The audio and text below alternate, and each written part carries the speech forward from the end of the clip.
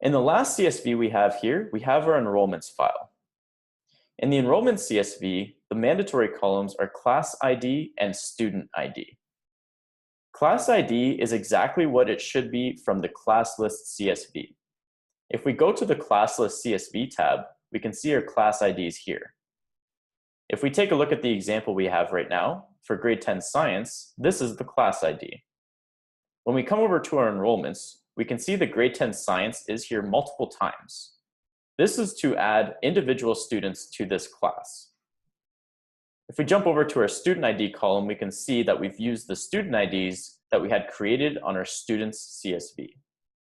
So if we take a look at this first entry, we know that this class ID is for our grade 10 science, and this student ID number 9, we can double check and look at our student CSV and see that this corresponds to this student. We can now see that Reba is being assigned into the grade 10 science class with this row in our enrollment CSV. We'll want to continue to fill out this CSV accordingly to assign all the students to our classes.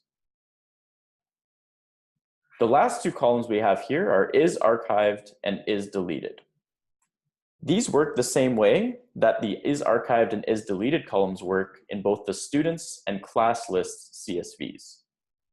In this case, if we wanted to remove an individual student from an individual class, maybe they were transferred or they will no longer be taking that class, then you would come into this file and enter true.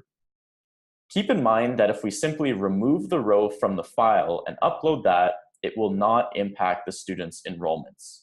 It's important to use the is archived column to actually remove a student from a class.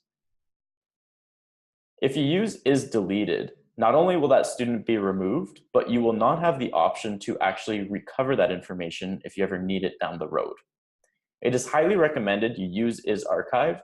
So if you ever need to go back and get those grades for a given student in a given class, you can very easily unarchive that information, print whatever reports you might need, and then archive it again so it is no longer visible to both students and/or teachers.